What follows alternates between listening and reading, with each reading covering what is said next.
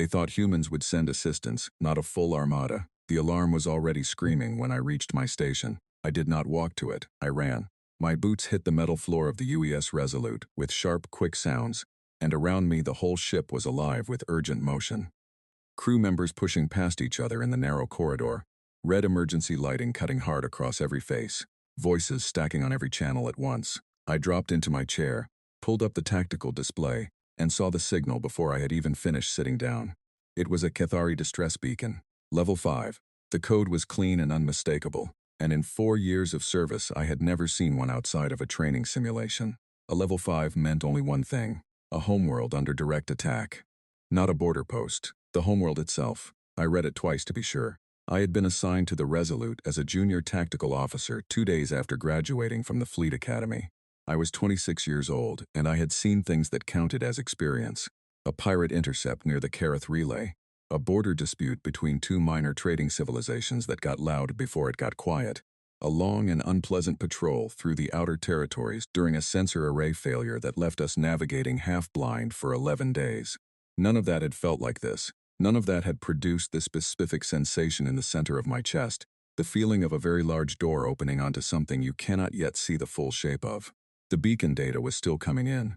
I ran the locator. Cathar Prime. Not the outer colonies, not the frontier station. The primary world, the seat of Cathari civilization. A planet home to nearly 4 billion people. Officer Callum. Lieutenant Holt's voice from 2 stations down. She was 10 years older than me, and the sharpest tactical mind I had ever worked alongside. Right now she was looking at her display with an expression I had not seen on her face in 4 years. Not quite fear, not quite shock, but something more serious than either. A focused, deliberate gravity that told me she understood exactly what she was looking at. Pull up the full signal packet now. I pulled it up. The Cathari signal carried an attached message, voice and visual, compressed into the emergency broadcast. I routed it to my earpiece and listened. The voice was Ambassador Solera. I recognized her from Council Media Archives. She was an elder, tall and pale, with the careful, measured speech of someone who had spent decades in diplomatic service and knew how to keep her voice steady even when everything else was not. But right now the steadiness was costing her something. I could hear it in the spaces between her words. She spoke in Standard Galactic, which told me the message was for the entire council, every species within range, not just her own people. She said that the Vreth Dominion had crossed the Cathari outer boundary 3 days ago, with a fleet larger than any council records had documented. In this century, she said the outer colony of Kether Reach had already fallen. Fully fallen, populated and then not, within 48 hours. She said that 2 inhabited moons were under active Vreth ground engagement, and that civilian evacuation was 40% complete and slowing, because the Vreth were specifically targeting evacuation corridors. She said her people were fighting with everything they had. She said it was not enough. Then she said the thing I have thought about more times than I can count since that morning. She said, "We are not asking for conquest. We are not asking for armies. We are asking for help. Whatever you can spare. We will be grateful for anything you can give. Whatever you can spare." The message ended with a short additional header in Cathari script, which the translation system rendered as a formal expression of trust.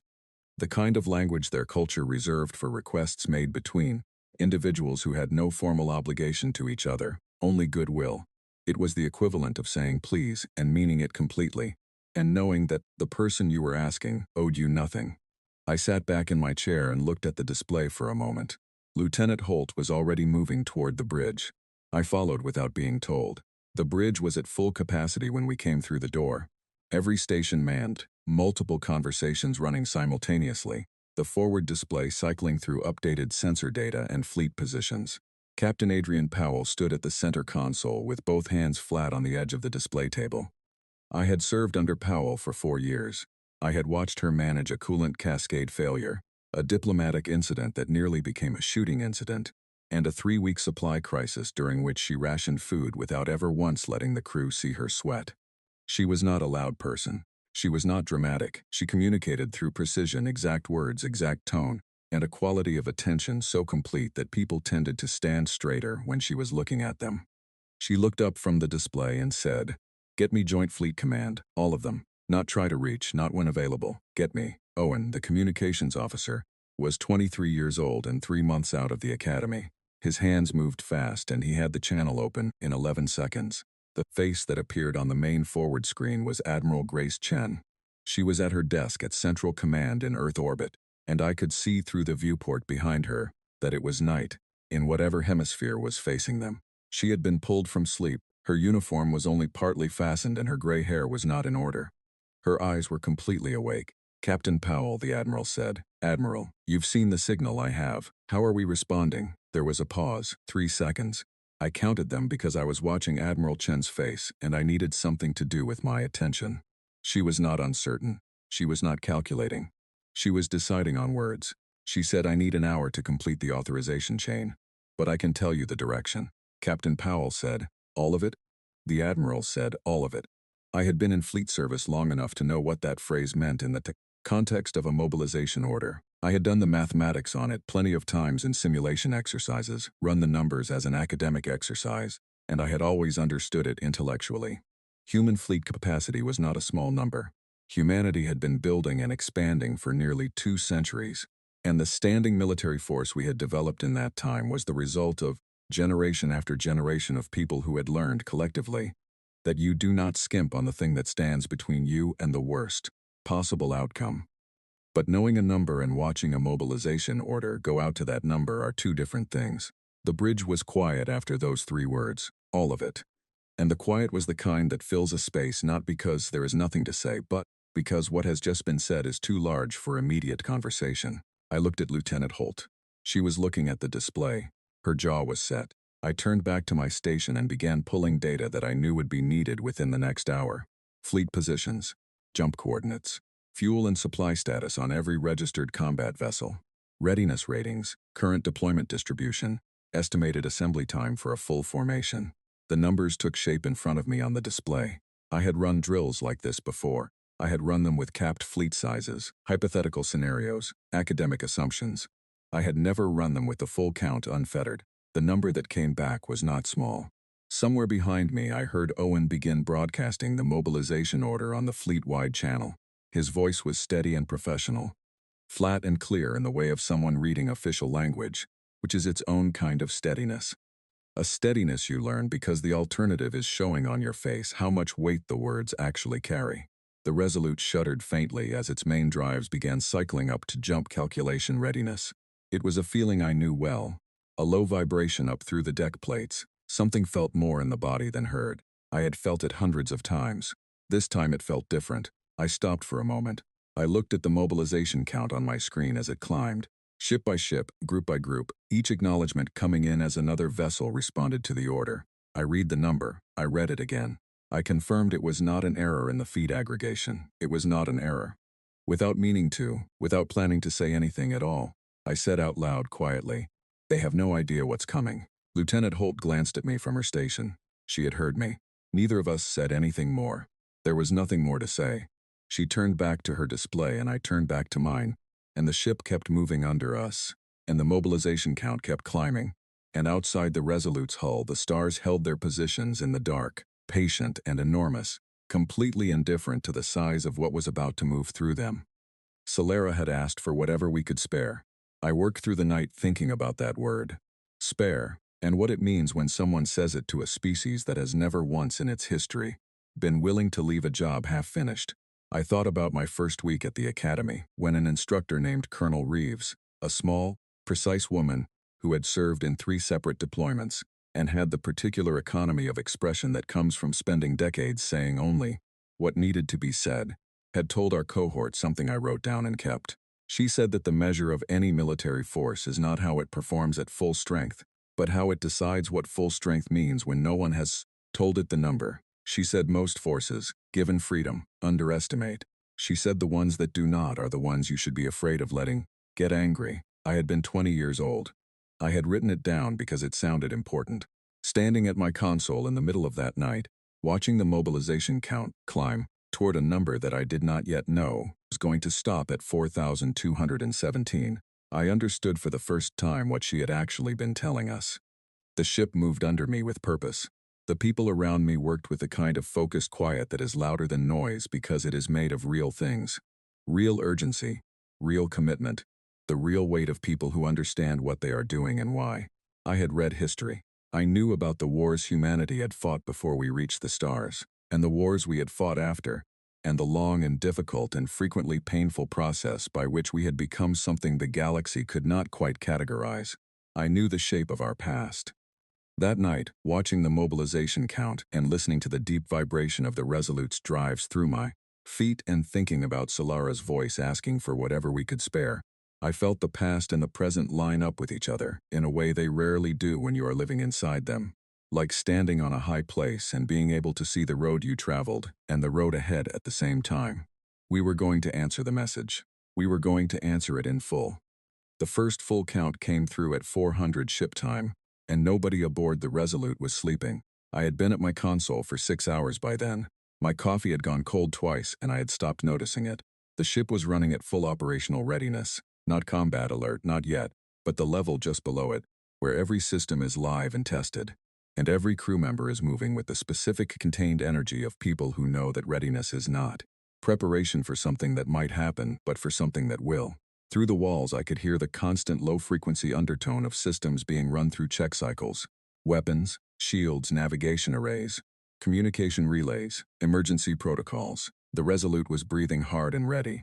The mobilization count had stabilized at 4,217 vessels. That was not counting the support fleet, medical transports, supply ships, engineering vessels, long-range communication relays. Those were organized separately, a parallel logistics operation that was quietly immense in its own right. The number 4,217 was specifically combat-rated warships, active service, destroyers, cruisers, carriers, and the heavy siege platforms that had been sitting in their orbital moorings for 30 years without being moved, because the last time they were needed the war had ended before they arrived and no sufficient reason to deploy them had come along since. A sufficient reason had come along. I cross-referenced the human fleet composition against every piece of intelligence data we had on the Vreth Dominion. I want to be careful here, because I think it is important to be accurate. The Vreth were not a weak civilization. They were not an overconfident minor power that had never been properly tested. They were ancient. Their spacefaring history was longer than humanity's entire recorded civilization. They had been moving between stars when human beings were still navigating by the positions of those same stars from the ground. They had consumed 12 systems in the past 400 years. Consumed is the word the Council intelligence files use, and it is the right word. They did not merely conquer. They took apart the civilizations they defeated at a fundamental level, extracted everything useful, and left what they did not want. They were sophisticated. They were patient. They were very good at war. The Vreth fleet currently engaged at Kether Prime numbered approximately 840 vessels, according to the most recent Kethari Defense Force transmissions, a large force. A force that had been defeating the Kethari systematically for 17 days. I looked at the number on my display, 4,217. And then I looked at the Vreth estimate. I thought about what the word overmatched meant at that scale. The news of our mobilization had reached the galactic media networks before I finished my first set of overnight analyses. I pulled up the council feed during a brief quiet period and found it already thick with coverage. The Serath had pledged 2 frigates. The Andori Compact had offered a medical vessel and an escort. The Teluvian Union had convened an emergency session and released a statement of deep concern with a promise to revisit the matter at the following month's scheduled meeting. The Marathi Click had sent a formal letter expressing solidarity and an offer of food supplies once the situation was stabilized. All of it was genuine, I believe. I am not dismissing those pledges. Every civilization operates within the limits of what it has and what it is, willing to risk, and political caution is not the same thing as indifference. People were trying, but I kept looking at the numbers, and then I kept looking at our number. Then I saw the Vreth response. Their official communication came through the Council diplomatic channel, approximately 6 hours after our mobilization order went public. It was addressed to the Council as a body, calm in the way that only complete confidence sounds calm. They stated that they were engaged in a lawful territorial reclamation. They cited specific border agreements, named and quoted with the precision of a civilization that has been using legal language as a weapon for a very long time. They stated that the Kethari had violated those agreements on 7 documented occasions over the past 40 years. They stated that outside interference would be treated as a declaration of war. The final paragraph was specifically addressed to humanity. It had clearly been added after they received the mobilization reports. It said that the Vreth Dominion was aware of human fleet movements and wished to express that such movements represented a troubling failure of rational restraint, and that the Dominion strongly advised reconsideration before the situation became irreversible. I read it twice. Then I read the specific phrase again, troubling failure of rational restraint. Lieutenant Holt was behind me. She had read it over my shoulder. She said very quietly, troubling failure of rational restraint. I said, that's the phrase they went with. She went back to her station without another word. But I heard faintly just once the small controlled sound of someone not quite laughing. Admiral Chen's response to the Vreth message came 4 hours later. Captain Powell read it to the assembled senior staff at the morning briefing, standing with her arms at her sides, her voice level and without any particular inflection. The response from the Admiral said in its entirety, the United Earth Fleet does not respond to territorial warnings from civilizations engaged in the unprovoked destruction of inhabited worlds. We are coming. How this ends is entirely your choice. That was all. 11 words of substantive content. No formal diplomatic language. No council protocol structure. No qualifications or contingency clauses. I counted the words 3 times because I wanted to be sure I had not missed something. I had not missed anything. I found out later, through the council intelligence summary that was distributed to senior officers 2 weeks after the battle, that the Vreth intelligence network went completely silent for 6 hours after receiving Admiral Chen's response. Not reduced communications, not selective silence on certain channels, complete silence across their entire network, nothing in, nothing out, from every Vreth-operated relay and communications node that the Council monitored. 6 hours of nothing, followed by a burst of activity that the analysts had never seen the equivalent of before, in 4 centuries of observing Vreth communications, patterns. 6 hours of silence from a civilization that had been relentlessly advancing for 17 days straight. I thought about what those 6 hours must have been like inside their command structure. I thought about what they had expected us to say, and what we had actually said, and the distance between those two things. I thought about the specific experience of being a military commander who has spent 40 years winning every engagement he has ever been part of, and receiving 11 words from someone who is coming toward you with 4,000 ships and has not seen the need to say anything more than that. But all of that came later. Right now I was watching the fleet form up, and the fleet forming up was something that demanded full attention. It began as individual signal blips on the tactical map, a destroyer here, a patrol group there, a formation of cruisers swinging inward from the outer territories to join the main body that was gathering around the Earth Fleet's central rally. Coordinates. Then the carrier groups, each one a small fleet in itself, moving in formation with their escort rings. Then the heavy cruiser divisions from the colony defense stations. Then slowly and enormously the siege platforms. Each siege platform registered on the display as a distinct mass contact rather than a single point. They were that large. They had been built in a different era, for a different kind of conflict, and they moved with the deliberate unhurried pace of things that do not need to hurry, because nothing in their path can resist them regardless of. When they arrive, watching them move on the display was like watching a range of hills decide to walk. On the 6th day of transit, when the fleet had largely assembled around us and we were clear of the outer reach relay stations, I went to the forward observation deck during my off-rotation hours. I needed to see it with my own eyes, not through the interpretation of a display. I pressed both hands against the cold viewport glass and looked. I want to try to describe what I saw, and I am aware that I might not have the right words for it. The ships were distributed across a volume of space so large that the further ones were visible only as points of light. Their drive emissions, glowing blue-white against the black in the specific shade of human fleet technology. Thousands of those lights, spread and arranged in the deep patterns of fleet formation doctrine, shifting slowly against each other as the ships held their positions, and the whole structure turned on its approach vector together. At the center of the formation, the carriers sat heavy and still, enormous flat-bodied shapes surrounded by their escort destroyers moving in tight, protective orbits. Behind them, further back and slower, the siege platforms, darker, less lit, patient. Between all of them, the smaller ships moved in the constant crossing and recrossing patterns of defensive screening, quick and precise. It looked like someone had taken a section of the galaxy and decided to redirect it. A man named George came and stood beside me. He was a senior gunner, 31 years of service, one of those people who only speaks when he has something worth saying, which makes what he does say land with unusual weight. He looked at the fleet for a while. Then he said, "You know what gets me about this?" I asked what. He said, Every single one of those captains got the same order. Every single one of those crews. And not one of them asked whether it was worth it, or whether we were sure, or whether we should wait and see.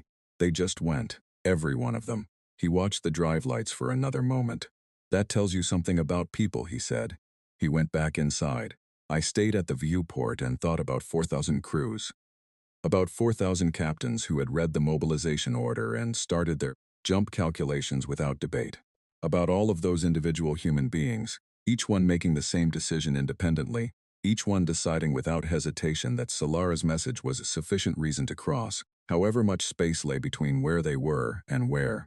She needed them, whatever you could spare. Here it was. Vale, the Cathari liaison officer assigned to our bridge, had arrived via shuttle on the second day of transit. She was small, precise, and deeply professional, attending every briefing, contributing to planning sessions with observations that were careful and intelligent, managing the constant low-level weight of knowing that her homeworld was under siege with a composure that I recognized as the product of long practice rather than absence of feeling. I had been watching her eyes. Cathari eyes shift color with emotional state, blue for calm and normal, function, gold when they are under stress or fear, deep amber for grief. Since she came aboard, they had been a controlled, steady blue, with occasional flickers of gold that she clearly worked to suppress. On the morning we cleared the outer reach, and the full fleet spread itself. Across the forward display, Vale was at her station beside navigation. I was watching the display myself, tracking the last of the formation updates, when I heard a sound, involuntary, unplanned, the kind of sound that slips through before a person can stop it. I looked over. She was standing very still with her eyes fixed on the tactical display. Her eyes had gone gold. I watched her count. I could see her lips moving, going line by line across the ship class inventory, destroyer groups, cruiser wings, carrier formations, siege platforms, one by one. She stopped counting. She stood there with her eyes moving slowly across the display, and for a very long time she said nothing at all. Then she spoke quietly, directed at no one in particular. She said something in Cathari. The translation unit on her collar rendered it after a brief delay. It said, "We only asked for help." I did not know what to say to that. I did not think a response was what she needed. I turned back to my own console, but I heard it. I kept hearing it. We only asked for help. Yes. And this is what that word contains, in the place where we come from. This is what help means to us. I checked the countdown to first contact with the Vreth perimeter. 12 days, 6 hours, and some minutes. I cracked my knuckles and got back to work. The 12 days were not empty. Every hour had its work. Tactical planning sessions that ran long, weapons calibration drills, formation adjustment calculations as the fleet composition updated with late-arriving vessels, communication coordination with the Cathari Defense Forces who were still fighting and needed to know exactly when to expect us and from exactly which angle. I ran on short sleep and cold coffee, and the particular focused energy that comes from knowing that what you are doing matters completely. On the 9th day, we received a transmission from the Cathari surface. Not from the government, not through the official channel. It came in on the general broadcast frequency, addressable to the whole fleet, from a civilian community in the northern continent. An inland settlement that had not yet been reached by the Vreth advance but was watching it get closer every day. There were many voices, some in Standard Galactic, some in Cathari with translation overlays. They were saying thank you. They had seen the news reports about the fleet approaching. They had seen the numbers. They wanted to say thank you. Several of them were crying and did not seem to mind that it was evident. One voice, young, careful with the Standard Galactic pronunciation, working hard at every syllable, said simply, "We are scared, but we are happy you are coming." Captain Powell played it ship-wide without comment. She did not need to add anything. I watched my crewmates. Nobody made a show of anything. But I saw hands tighten on consoles and shoulders settle, and Owen at the communications station take one long, steady breath, the kind that means something is being held rather than released. After that, the remaining 3 days felt shorter. On the 11th day, we came within long-range sensor range of the Cathar system, and the data that came back showed us the battle in its current state. The Cathari Defense Forces were fighting. They were not waiting, not cowering, not simply enduring. They were actively fighting, holding every position that could be held, falling back only when the math absolutely demanded it, counterattacking whenever the data showed an opening. They were good fighters. They were defending their home with everything they had. It was not enough. The numbers were clear about that. Without us, the outer defense lines would collapse in approximately 9 more days. After that, the capital zone would be exposed. We had 5 days to spare. But let me tell you what those 5 days of margin actually meant in practical terms, because I think it is easy to read that number and make it feel like comfort. It was not comfort. 5 days meant that if we encountered any significant delay, a navigational problem, a Vreth interdiction force at the system edge, damage to any of our jump-capable ships that slowed the formation's approach, the margin would shrink. 5 days meant the Cathari defense forces would be fighting continuously until we arrived, holding lines that were already under severe pressure, with people dying every hour in the gap between our current position and their need. 5 days was not comfortable. 5 days was reason to move fast and not waste any of it. We moved fast. The last 48 hours before contact were the most intensive of the transit period. Every hour had its scheduled work, weapons hot checks, formation tightening as the fleet compressed from its transit spread into battle approach geometry, communication alignment with the Cathari defense commanders, so that when we arrived we would not be navigating blind in an active combat zone but would know exactly where their forces were positioned and what signals to look for. I ran calculations until my display was full of them, then cleared them and ran new ones, then checked them against the fleet coordination feed and adjusted. Lieutenant Holt worked beside me through most of those 48 hours. We did not talk much. We did not need to. After 4 years on the same ship, there is a kind of shorthand that develops between people who have worked through difficult things together, and right now the shorthand was enough. At some point in the final 12 hours I became aware that the quality of silence on the bridge had changed. Not louder, not more tense in any way I could specifically identify, just different. The silence of people who have been preparing for something, and are now close enough to it, that preparation and the thing itself are nearly the same. I pulled up the weapon systems and confirmed all status lights green. Around us in the dark, 4,216 other ships were doing the same thing. 12 hours to contact. I did not sleep. I did not want to. There was a particular quality to those last hours that I want to try to describe, because I think about them sometimes when other things seem difficult. It was not heroic, in the way that word is usually used. It was not a feeling of greatness or destiny. It was much quieter and much more solid than that. It was the feeling of being one person among thousands of people who had all decided the same thing, all arrived at the same place from different directions, all showing up for the same reason. The feeling of being part of something that was larger than any of its individual pieces, but was entirely made of those pieces. I thought about the child's voice on the broadcast channel. We are scared, but we are happy you are coming, I thought. All of us. Every single one. Then I checked my console again and made sure everything was ready, because that was what the moment required, and readiness was the only gift I had to give to the hours ahead.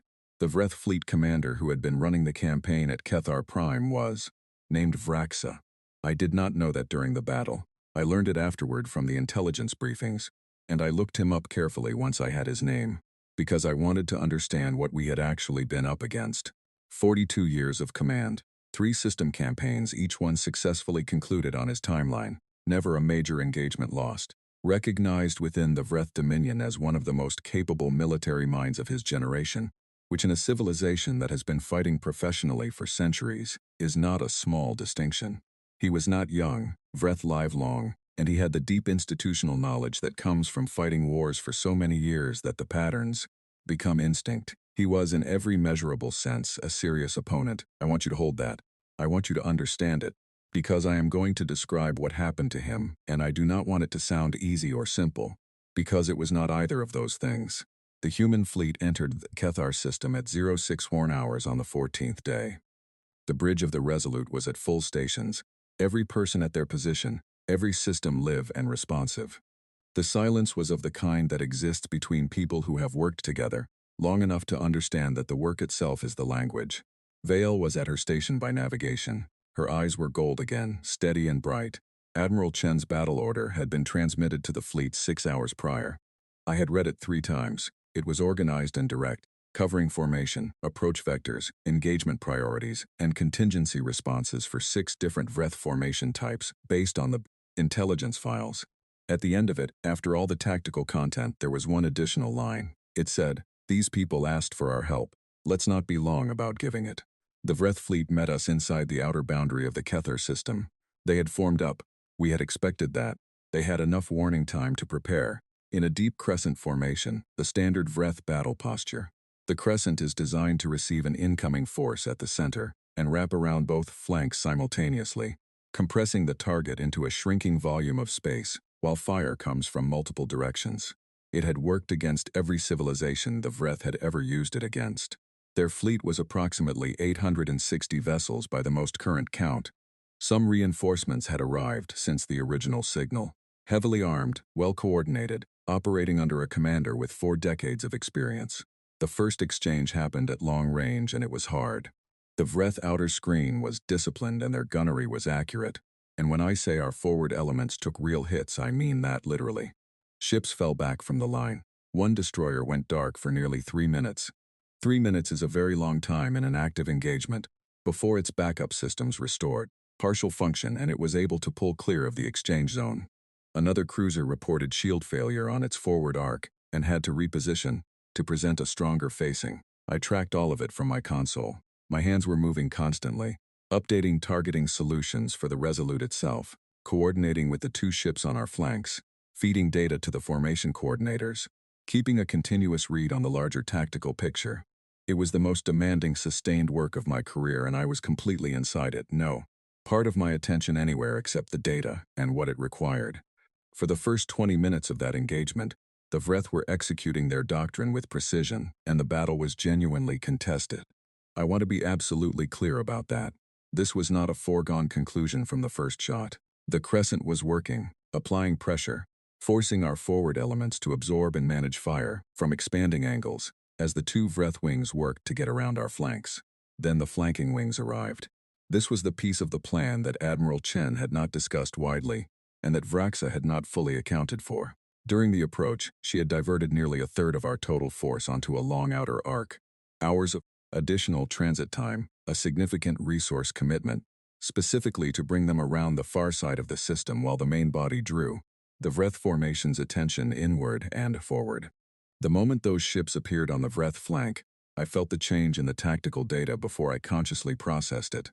The Crescent stopped tightening. There was a hesitation, not long, perhaps 4 minutes, while Vraxa's command processed what was happening and tried to determine the correct response.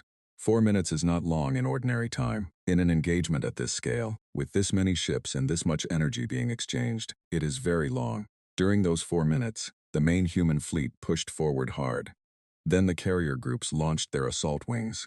The space between the fleets filled very quickly with fast attack craft moving in dense, overlapping formation patterns.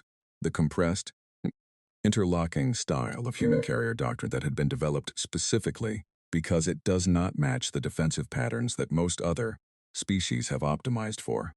The Vreth fighter screen tried to adapt and found that the adaptation required them to abandon their covering formation, which opened angles for our main guns, which then had to be covered by ships from the primary formation, which then had to be covered by other ships.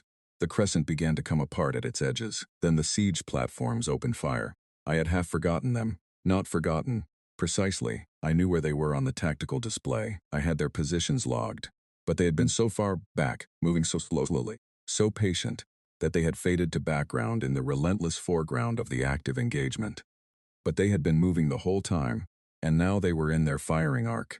And when their primary weapons came online, the power signature registered on every sensor in the fleet, simultaneously. A ripple of acknowledgement went through the communication channels, brief, almost involuntary, every tactical officer in the fleet noting the same reading at the same moment. The Vreth had siege-class weapons on their dreadnoughts.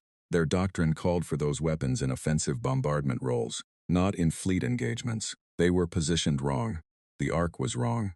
3 of their largest ships, the ones that had been anchoring the Crescent formation, the structural backbone of the whole battle posture, were directly inside our siege platform's primary firing zone with no time to reposition. Admiral Chen gave the authorization. What happened next took less than 3 seconds. 3 of the Vreth dreadnoughts ceased to function, not in dramatic visible destruction. Their power signatures simply dropped to 0 almost simultaneously. One moment they were there, active and fighting. The next they were dark hulks, present but inert. The Vreth formation broke, not bent, not adjusted, broke. The Crescent, which had been a functioning tactical entity, dissolved into individual ships making individual decisions with no coherent coordination, and those decisions sent them in conflicting directions. Some ships turned inward toward each other. Some turned outward toward the system edge. Some held position briefly, apparently waiting for new orders that were no longer coming in the organized form they required. When a Vreth formation breaks, there is no good doctrine for what comes next. That is not a criticism. It is simply the reality of a military force whose doctrine is built entirely around victory, which means that the scenario of formation has broken under superior pressure, has historically not required extensive planning, because it has historically not happened. I watched a Vreth heavy cruiser change course away from our line, then two more, then a cluster of their destroyers, breaking from their screen position and burning hard for open space, no longer in any formation at all. Then the flagship changed course. I looked at the vector twice. I confirmed the reading against 3 separate sensor feeds. The flagship was retreating, not withdrawing in organized fashion, not pulling back to reform. The ship that had led 3 system campaigns and carried Vraxa through 42 years of unbroken victories was running, at maximum drive output, away from the engagement zone, away from Cathar Prime, away from us. I had read about this moment. I had studied the psychological and tactical literature on it. I had sat in academy seminars and discussed the concept at length. The moment when a force encounters something genuinely outside its experience, and the command structure discovers that it has no plan for this particular situation. I had passed examinations on that concept.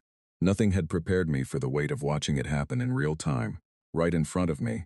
On my display now, I realized my hands had stopped moving. I looked down at my console. I had not updated my targeting log in almost 90 seconds. I pressed both hands flat on the surface for a moment, took a slow breath, and reoriented. Around me the bridge was controlled and professional, but the quality of the atmosphere had changed. The high, tight frequency of active combat was shifting into something different. Not relaxation, not yet, but the first edges of a different kind of energy. Owen made a sound, just one, brief, involuntary, immediately suppressed. Lieutenant Holt's head dropped forward for one moment, chin nearly to her chest. Then she was straight and back at work before anyone else would have noticed. Captain Powell stood at the center display and watched the Vreth withdrawal vectors with her hands at her sides. She said, "Continue pursuit protocol. Do not allow them to reform." The fleet continued. The Vreth did not reform. The formal engagement lasted 4 hours and 22 minutes from first contact to the point where the last organized Vreth unit broke from the field. What followed was a pursuit and containment operation, driving the retreating elements away from Cathar Prime and preventing any chance of regrouping. The Admiral had been clear in the battle order about the distinction between pursuit and destruction. Vreth ships that stopped fighting were not to be fired upon. This was not mercy for its own sake, it was strategy. A civilization that has been beaten badly enough to surrender in an engagement has already provided the message we needed to deliver. Adding to the cost beyond that point serves no one. Human losses were real. I will not move past them. 11 ships damaged severely enough to be taken offline during the engagement. 2 ships lost. I mean by that word lost that the ships were gone and could not be recovered, though the crew rescue operations that ran in parallel with the pursuit brought every surviving crew member aboard those ships to safety. Every person was accounted for. I helped track the rescue operations from my station, logging positions and coordinating handoffs to the medical ships. I did the work with full professional attention, and I did not feel the full weight of it until hours later when the adrenaline cleared and the updated crew manifests came through. Names I did not know, real people. People who had made the same trip I had for the same reasons, who would not be going home. I sat with that. Then I went back to work, because that is also something that has to be done. Vale was at the forward viewport when I passed through the bridge on the way to the medical bay. She was standing very still, looking out at the space where the Vreth had been.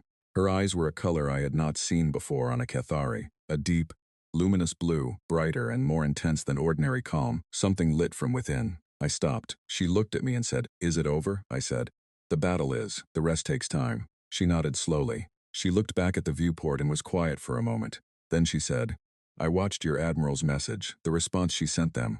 11 words I said I remembered." She said, "In Cathari command tradition there is a saying, the length of a threat reveals the confidence behind it." She paused. "We have never encountered anyone who said so much with so few words before." I had no good answer for that. She gave me the Cathari gesture of deep personal respect, slow, deliberate, the kind reserved for individuals rather than titles. I returned it as best I could. Then I went to check on my crewmates. I want to tell you about the 40 minutes after Vale's words, because they were their own kind of battle. Less visible but no less real than what had happened in the space between the fleets. The rescue operations were running in full parallel with the pursuit, which meant that the medical teams and the engineering crews and the support vessels were all operating at maximum capacity, even as the combat-rated ships were still actively engaged in driving the Vreth withdrawal. I was tracking two separate sets of data on my console, the tactical picture of the pursuit, and the rescue manifest that was being updated in real time as the support ships reached the two vessels we had lost. Both crews had survived the initial impact of losing their ships. That is not always the case, and I do not want to suggest otherwise. They had survived because their escape systems had functioned correctly, and because the nearest support vessels had responded within minutes. But surviving a ship loss is not the same as being safe. People were hurt. People were in emergency suits in open space, waiting in the dark for someone to reach them. The manifests showed names and status codes: green for recovered, yellow for recovering, red for critical, gray for unaccounted. I watched the gray codes resolve, one by one, as the support ships worked through the recovery. Most of them resolved to green or yellow. Not all of them. I entered the final numbers into the report log with complete professional accuracy. I did the job correctly. I want to be clear about that because I think it matters. The job does not stop because you feel the weight of what you are doing. You feel it and you keep working, and the feeling does not go away, but it does not stop the work. Later, in the quiet hours when the tactical urgency had settled and the fleet was running on standard watch rotations, I sat at my station with nothing requiring immediate action for the first time in what felt like a very long time. The bridge was quieter. Some of the edge had come out of the atmosphere. People were still working, still professional, but the contained intensity of combat readiness had loosened its grip just slightly. Owen, at his station, was updating his communications log with the methodical precision he brought to everything. He was young and he had done well today. He had done very well. I thought about saying so, and then I thought about the fact that he probably did not need me to tell him, and then I thought that maybe that was not the point of saying it. I said, "Good work today, Owen." He looked over at me. He was quiet for a moment. He said, "You too." We both turned back to our consoles. It sounds small. It was not small at all. George came onto the bridge for his next rotation and settled at his station without ceremony, which was George's default way of doing everything. He pulled up his systems, ran his checks, and sat back. After a moment he said, to the room in general but in my direction specifically, "Kether Prime Defense Force just sent a full acknowledgement to the fleet. Official channel, proper format." He paused. They also sent a supplementary message on the personal channel. Captain Powell looked up from her display. "What does it say?" "George, read it." He did not read the whole thing aloud. He summarized, in the flat, precise way he summarized everything. He said, "It says they can see the lights of our ships from the surface, and they just wanted us to know that." Nobody said anything. Nobody needed to. Outside the Resolute, the fleet held its positions in the dark, around a world that was still standing, because enough people had decided that enough was not the right word for a situation like this. I thought about that word one more time. Spare, whatever you can spare. I thought we had answered it well. I thought we had given exactly the right answer. Then I pulled up the next set of reports and kept working, because the work was not done, and the people who were counting on us deserved our full attention for as long as they needed it. The days after the battle were not quiet.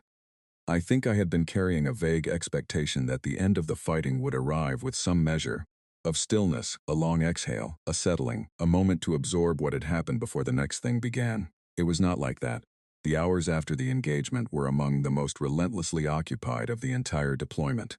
The fleet was still moving, still coordinating, still active across a dozen simultaneous operations: rescue logistics, Vreth withdrawal monitoring, defensive perimeter establishment around Kether Prime, secure communications re-establishment with the Kethari ground forces, first-pass damage assessment across the human fleet, and the beginning of what would become a very long process of surface evaluation to understand what the Kethari actually needed now that the immediate threat had been driven back. I slept 3 hours sometime in there.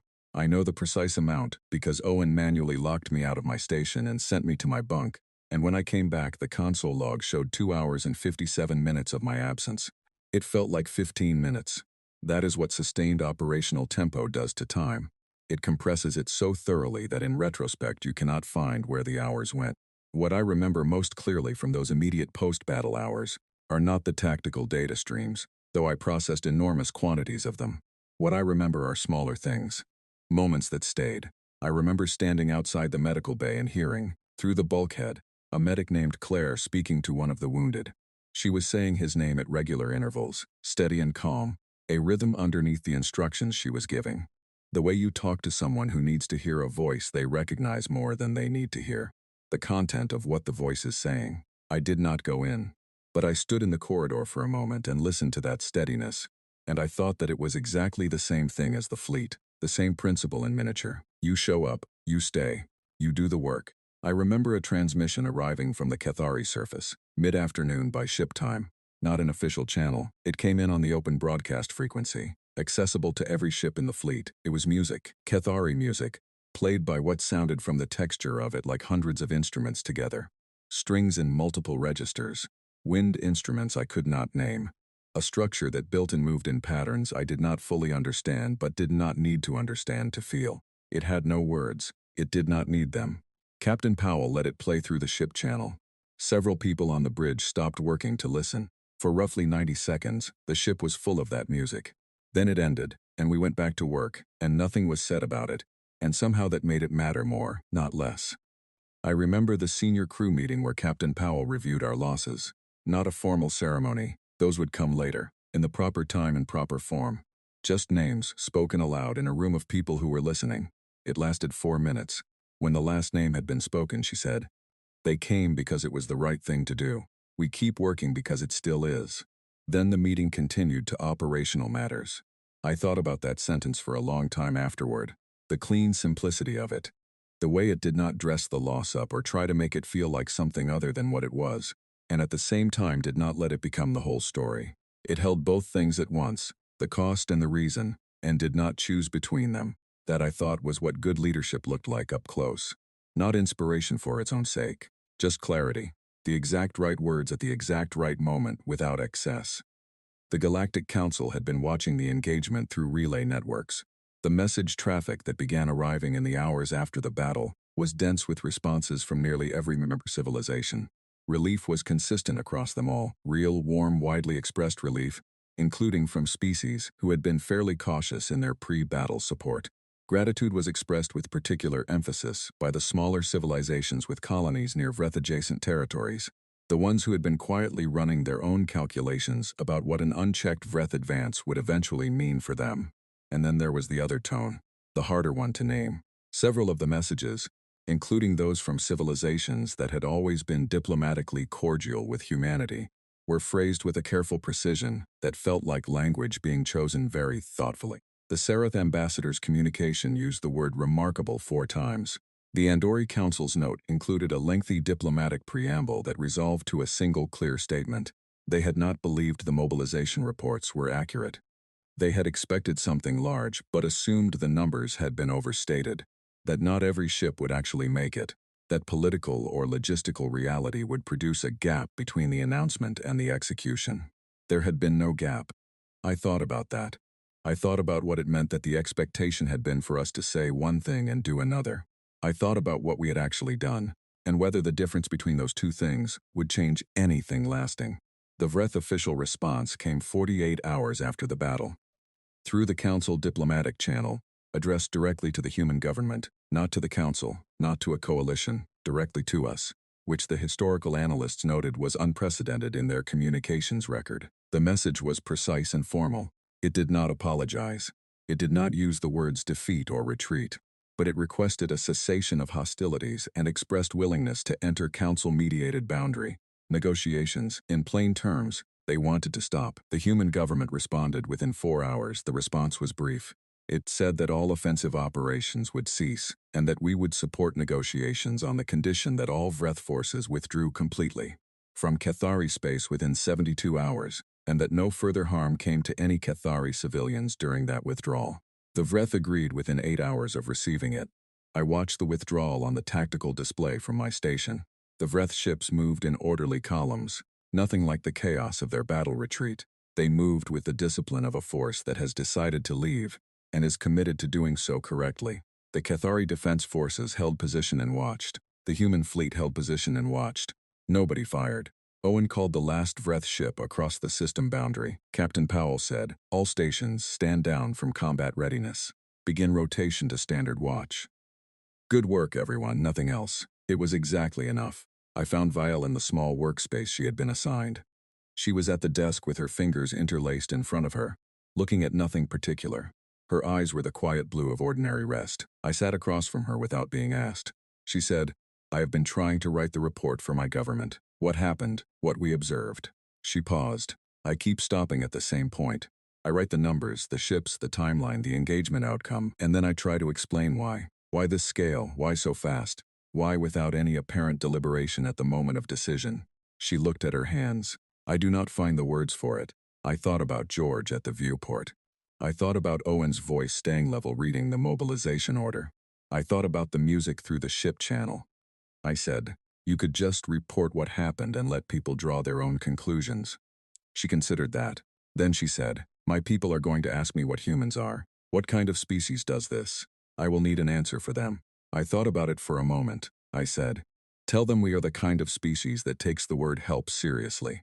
She looked at me for a long time. Then she said, "I think I can work with that." She turned back to her desk. I stood to leave. At the door she said, still looking at her notes, "Thank you. For what your people did. For what you personally did." A brief pause. "I know you were doing your job," I said. "It was a good job to have. I meant every word of it. I want to tell you about the days that followed the Vreth withdrawal. Because they had their own particular texture, different from the battle and different from the immediate aftermath. And I think they are important to understand." The surface work began within 48 hours of the ceasefire. A team from the Resolute. I was part of it, along with 4 others including Lieutenant Holt, and a young engineer named Patrick, who had been on his first deployment when the mobilization order came and had handled everything since with a steadiness that I found quietly impressive, was assigned to support a Cathari infrastructure assessment team in the northern continent. The Vreth advance had not reached that region. The damage there was indirect, disrupted supply lines, interrupted communication networks, power infrastructure that had been diverted toward the defense effort and had not yet been restored to civilian use. It was the kind of damage that does not photograph dramatically, but that affects everything about how a community functions day to day. We spent 3 days working alongside a Cathari team in a mid-sized city, whose name I will not attempt to transliterate.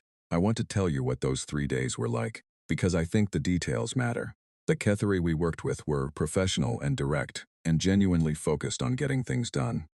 They were not effusive about our presence. They were not waiting for us to save them or explain things or be impressive. They knew their infrastructure better than we did, and they communicated that clearly. What they needed from us was specific, technical support on 2 communications relay systems that used components we had aboard, and they did not. Help with a power routing problem that Patrick identified on the second morning and resolved within 4 hours, and the general capacity of having more people working with working equipment. We did those things. We did them alongside them, as partners rather than rescuers, and the distinction mattered to them and therefore to us. On the second evening, a Cathari elder named Tael, older than Solara, with the specific quietness of someone who has seen a great many things and no longer needs to perform any reaction to any of them, found me sitting outside during a break, eating from one of the ration packs we had brought and watching the sky.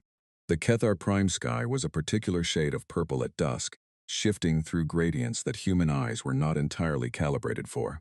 I found it beautiful in the way you find things beautiful when they are genuinely alien to you. She sat down nearby. She did not speak immediately. We sat in what I gradually understood was a comfortable silence, comfortable for her at least, and I decided to make it comfortable for me as well. After a while she said, "In Standard Galactic, you are younger than I expected." I said I had been hearing that for 4 years. I said, "Because you needed help." She said, "Many civilizations said they would help." I said, "I know." She was quiet again for a moment. Then she said, "I mean, why you? Personally. Not your fleet, not your species. You, this individual person, on this planet right now, doing this work." I thought about that, I said, because I was in a position to do it. She looked at me for a long moment with those large, calm eyes. Then she said, as a very short answer for a very long story, I said, "I'm still learning how to tell the longer version." She gave the slow nod that I was learning to recognize as Cathari acknowledgement, not agreement, but a recognition that what had been said was genuine. Then she said, "Take care of yourself. You are going to be needed again." She stood up and went back inside. I sat with that for a while. Patrick found me there 20 minutes later. He had the look he always had when he had solved something, a specific quality of settled satisfaction, like a person who has put down a thing they were carrying and can feel the relief of their own arms. He'd said the secondary power routing on the eastern grid was stable and would hold without further intervention for at least 3 weeks, which would give the Cathari teams time to implement the permanent solution they had already designed. I said, "Good work." He said, "Thanks." We went back inside together. On the third day, before we returned to the Resolute, the community organized something that we had not been told to expect. It was not a ceremony, not in the formal sense. There was no stage, no official language, no prepared speeches. The people of that city simply gathered in the central plaza, a large open space of polished stone with the particular quality of places that have been used for public life for a very long time. And they were there when we came through on our way to the shuttle landing zone. There were hundreds of them, standing in groups, watching us, not applauding, not performing any particular reception, just present. As we walked through, several people reached out to touch our hands or our arms briefly. A light touch, quick, the same gesture given to multiple people in sequence. One of the other crew members asked the cultural liaison what the gesture meant, and she said, it was a Cathari expression of continuity. The same gesture used between family members leaving on a journey. It means, we will see you again. It means, you are part of this now. I felt every hand that touched mine. I did not say anything. I was not sure there was anything to say that would not diminish the moment. I walked through that plaza and I felt each contact, and I carried all of them with me back to the ship. That evening, in my bunk, I thought about the word that Tail had used. Needed. You are going to be needed again. Not wanted, not requested, needed. I thought about the difference between those words, and about what it meant to live in a galaxy where the two were still regularly confused, and about whether the events of the past weeks had done anything to clarify that distinction for the civilizations around us. I thought it probably had. I hoped it had. Then I went to sleep, because we had an early rotation the next morning and the work was not finished. And tired people make errors, and errors cost things that are too valuable to lose. Months passed. The Resolute was reassigned to the new Joint Protectorate patrol route, a piece of the larger restructuring that came out of the Council negotiations in the weeks following the ceasefire. 6 alien civilizations had formally signed mutual defense agreements with humanity by the time I had my next scheduled leave. The Vreth Dominion was at the negotiating table in council chambers, sitting across from representatives of 12 civilizations and speaking in measured, deliberate language that their historical communications record apparently had no precedent for. I was not at those negotiations. I was junior tactical officer on a patrol vessel, which is exactly the right level of the command structure for someone 4 years out of the academy who has been through one major engagement and is still processing it. The large policy decisions were not my business to make. My business was to do my watch, do my work, and do it well. But you cannot be unaware of the shape of what changes around you, even from the position of a person who was not invited to the room where the changes were decided. I finished my official engagement report 3 weeks after we left Cathari space. It was long and detailed in the way that official reports are supposed to be. Tactical analysis, formation performance data, communication records, recommended protocol adjustments, equipment assessments. The kind of document that goes into a file and gets read by people with more authority than me and used to make things better for the next time. I spent a disproportionate amount of time on the section covering the decision-making timeline, the speed from Solara's message to the first mobilization order, the absence of any significant delay at any level of the command chain, the fact that from the moment the Admiral said all of it to the moment the last ship acknowledged its mobilization orders was less than 9 hours, across a fleet distributed across an enormous volume of space. I thought that was the most important piece of information in the report. Not the battle data, not the tactical outcomes, not the assessment of Vreth Doctrine vulnerabilities. The 9 hours, the absence of hesitation, the fact that 4,000 captains received orders they had never received before at that scale and executed them without asking whether it was really necessary to send this many. I tried to write about that clearly. I am not certain I succeeded. We received confirmation of the preliminary council peace framework 22 days into the new patrol assignment. It was not a final agreement. These processes are long and complicated, and full of the kind of careful language that diplomats use because their job is to produce documents that 12 different civilizations can all agree represent their interests. A preliminary framework is a long way from a lasting peace, but it was a beginning, and beginnings matter. Vale sent me a personal message that morning, not through official channels, just a note, through the standard communications network, the kind anyone might send to anyone else. She said the reconstruction on Kether Prime was ahead of schedule. She said her government had formally enrolled in the new joint defense system. She said her niece, who was 12 years old, had started studying Standard Galactic at school and was apparently the best student in her class. She said the first thing her niece had asked to learn to say was thank you. I read that message 4 times, then I saved it to my personal archive, which I almost never use for anything. 2 days after that, at the patrol station, I passed a Vreth envoy in a corridor. His name was Drax. According to the briefing I had read, he was young by Vreth standards and had been selected for the peace negotiation support team specifically because he was considered more flexible in his thinking than the older generation of Vreth command. He was tall and broadly built, with the gray-green skin and the deep amber eyes of his species.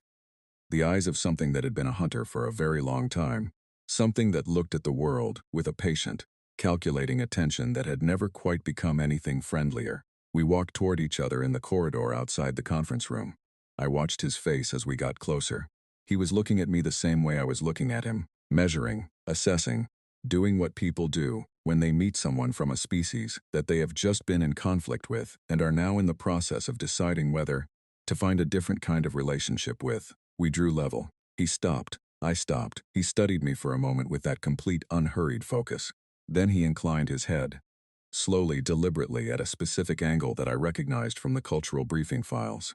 It was the Vreth gesture of formal acknowledgement between equals, not between diplomats, not between officials, between individuals who have measured each other and found the other worthy of respect. It was not a small gesture in their culture. It was not a default greeting. It was the kind of thing given carefully. I stood very still. Then I returned the gesture, as precisely as I could manage. He gave the smallest possible indication of approval, barely a shift in his expression, something in the set of his jaw, a quality of stillness that changed by a small degree. Then we both continued walking. I did not look back. I went back to my station and sat down, and spent a few minutes looking at the display without reading it. George was across the room. He had seen the exchange through the side viewport. He looked at me. I said, "Don't," he said. I wasn't going to say anything. He turned back to his station. I opened my personal log. I had been keeping it since the mobilization began. 1 entry per day when I could manage it, and it ran to a considerable length now.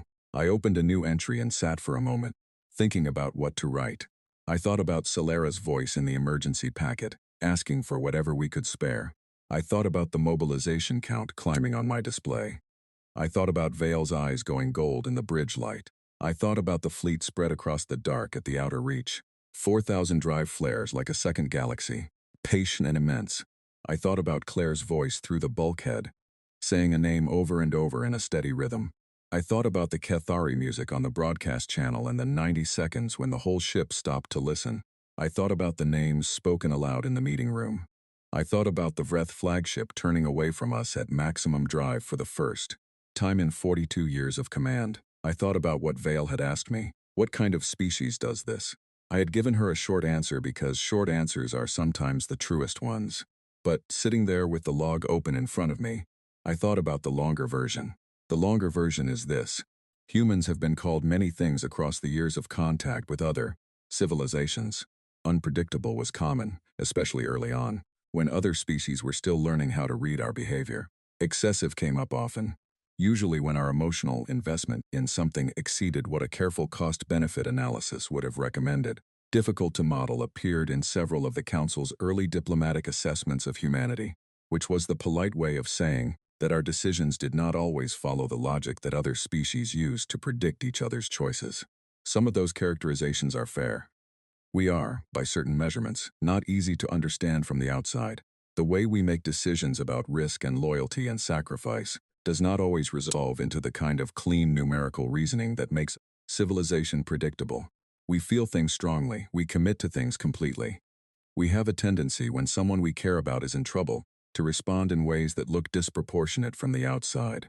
But since Kethar Prime, something had shifted in how the word human landed in galactic conversation. I could feel it at the patrol stops. The way we were received was different, not more fearful, not more wary, but more settled.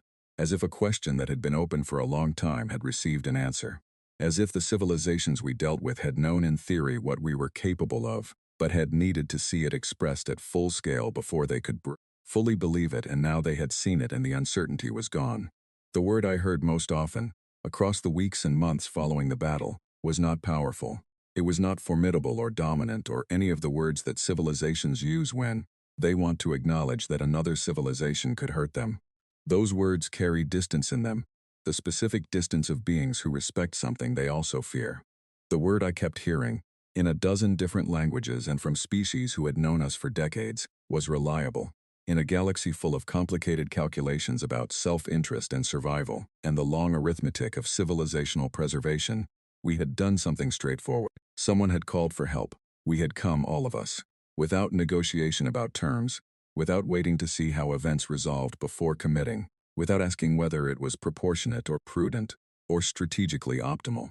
We had come. That turned out to be rare enough to be remarkable. I found that genuinely strange in a quiet way. Not that we had done it. That part felt natural, felt like the only thing you could do, but that it was considered remarkable. That the expectation in most of the galaxy had been for us to send something careful and measured and self-protective, and that our actual response had been so far outside, that expectation that civilizations with long memories and careful archives were adding it to the category of genuinely unusual events. We had not been trying to be unusual. We had just answered the message. I wrote in my log, months out from Kether Prime, fleet is on joint patrol, 6 mutual defense agreements in effect, negotiations continuing. Vale's niece is learning Standard Galactic. I paused. Then I wrote, Drax of the Vreth diplomatic team acknowledged me in a corridor today. I returned it. We both understood what we were actually acknowledging, and it was not just courtesy. I paused again. Then I wrote the last thing. They asked us for whatever we could spare. They did not know what that meant. Now they know. Now the whole galaxy knows. I keep thinking that might be the most important thing that came out of Kether Prime. Not the battle, not the numbers, not even the peace negotiations, though all of those matter. The knowing, the fact that there is now no ambiguity in any civilization's understanding of what humanity does when someone calls for help. That uncertainty is gone, and it is not coming back, and I genuinely think that the galaxy is safer for its absence. I closed the log. Outside the viewport, the patrol arc held its slow curve against the star field. The stars were very still. The dark between them was very large, and very quiet, and no longer felt quite as empty as it used to. I sat there for a few more minutes, not doing anything in particular, which was a luxury I had learned to recognize and not waste. I thought about the long chain of decisions that had brought me to this specific seat on this specific ship on this specific patrol route, the Academy, the assignment to the Resolute. The 4 years of ordinary work that had built me into the person who was sitting in the right chair at the right console when Solara's message came, across the dark. None of those decisions had been made with this moment in mind. I had not been building toward anything so large or so clear. I had simply been doing the work in front of me, one piece at a time, and the work had led here. I thought that was probably how most things worked, if you looked at them honestly. The great moments are not usually the product of people who aimed at great moments. They are the product of people who did the ordinary work well enough for long enough that when something genuinely important came along, they were ready to meet it. I was not the person who had made the decision to send the fleet. That was the admiral and the command chain above her, and the government, and the generations of people who had built the institutions and the culture, and the values that produced a response like the one we gave. I was just the person who sat at a console and did the job. But the job had mattered. Every piece of it had mattered. The targeting solutions, the rescue tracking, the formation data, the 3 days of infrastructure work in a northern city on a planet I had never been to before, the handshake with an old Cathari woman in a plaza of polished stone. All of it had mattered. I thought about Tail's words. You are going to be needed again. She was right. That was clear enough from the patrol assignments, from the 6 defense agreements, from the shape of the galaxy as it was reorganizing itself in the wake of what had happened. Humanity had stepped into a particular role, not by announcing it or claiming it, but simply by doing the thing when the thing needed doing, and the galaxy had observed that and was now factoring it into its calculations. That was a responsibility. I did not take it lightly. I did not think any of us should. But I also thought, sitting there in the quiet of the observation position on a patrol ship far from Earth, watching the stars arc slowly past, that it was not a burden. Not exactly. A burden is something you carry because you have to, something heavy that slows you down. What this felt like was something different, something more like purpose. The feeling of being correctly placed, of being the right shape for the space you occupy. I had been a junior tactical officer for 4 years when the mobilization order came. I would not be a junior tactical officer forever. The work ahead of me was longer than the work behind me, and it would take forms I could not yet predict, and it would ask things of me that I was not yet prepared for, and would have to grow to meet. That was fine. That was how it was supposed to be. I rolled my shoulders. I pulled up the next watch report. I was exactly where I was supposed to be, doing exactly what I was supposed to do, in a galaxy that had just learned something important about the species I belonged to. Whatever you can spare. It turned out that word had no bottom. It never did. And in the dark outside the Resolute, the stars were patient and permanent, and very, very still, holding their positions across the vast cold nothing the way they always had and always would, indifferent to every great and small thing that moved between them, waiting for the next light to cross their face. We would be that light. We would keep being that light. That was what humans were. That was what we had always been.